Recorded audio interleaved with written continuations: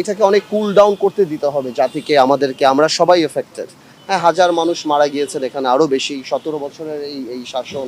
15ই August তো সার্বজনীন। 15ই আগস্টের ব্যাপারটা তো ওইভাবে যখন কথা হয়েছে, আমরা বলেছি এটা সার্বজনীন, এটা সেরকম ভাবেই করা উচিত। যতখানি রেসপেক্ট এটা পাওয়ার মতো, অতখানি রেসপেক্টই জানি পায়। এখন রাষ্ট্র মেরামতের সময়, আসুন সবাই মিলে দেশ গড়ি, এটা হওয়া উচিত স্লোগান। আওয়ামী লীগ নিজের অস্তিত্ব থেকে দূরে সরে গিয়েছে, আওয়ামী লীগ অন্যরকম দল হয়ে গেছে, তাহলে এই ধরনের দাবি তো আসতেই পারে। এই ধরনের দাবি তো সবাই, জামাতের বিরুদ্ধে আসে না এই ধরনের দাবি।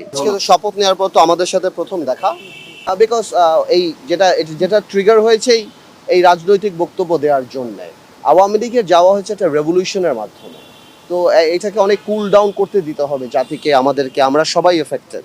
হ্যাঁ, হাজার মানুষ মারা গিয়েছেন, এখানে আরো বেশি। 17 বছরের এই শাসন।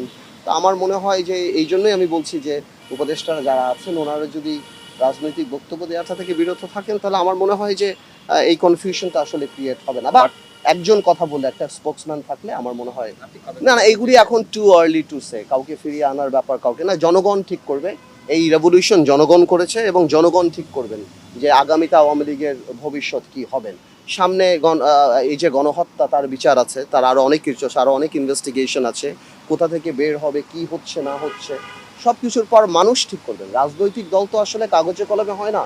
আমরা সবাই কনসার্ন যে আমরা সংখ্যালঘুদের এই প্রোটেকশনটা কিভাবে দেয়া যায়, বা এটাও মানতে হবে যত না হয়েছে তার বেশি ফলো করে বলানো হচ্ছে, এই জিনিসটা বলানো হচ্ছে, সেদিকেও কেয়ারফুল থাকতে হবে। আর পুলিশ বাহিনীতেও তো দেখলাম মার্শাল্লাহ আস্তে আস্তে নেমে যাচ্ছে। আমি শিওর বাই টাইম ইনশাল্লাহ ঠিক হয়ে যাবে। 15ই আগস্ট তো সার্বজনীন। 15ই আগস্টের ব্যাপারটা তো ওইভাবে যখন কথা হয়েছে, আমরা বলেছি এটা সার্বজনীন, এটা সেরকম ভাবেই করা উচিত। যতখানি রেসপেক্ট এটা পাওয়ার মতো, অতখানি রেসপেক্টই জানি পায়।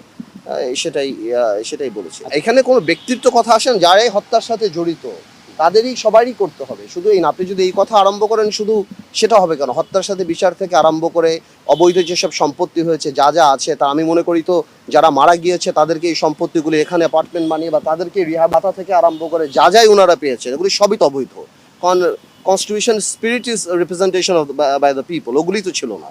তো এই গত 15 বছরে যা করেছে সবই তো অবৈধ। আমি মনে করি এদের বিরুদ্ধে দ্রুত বিচার বলেন আপনি, বা আপনি দ্রুত সম্পত্তি নিলাম আইন বলেন, অর্থনৈতিক রাষ্ট্রদ্রোহিতা বলেন, অনেক কিছু করার আছে। প্রশ্নটা হলো রোড ম্যাপটা দিলে আমরা বুঝতে পারবো যে এই সরকার সেটা করবে না ভবিষ্যতে কোনো গণতান্ত্রিক সরকার সেটা করবে। আর এগুলি তো কিছুই না ব্যাংক হিসাবে, এটা ব্যাংকের মালিক হয়ে গেছে, আপনি হিসাব জব্দ নিয়ে আছেন।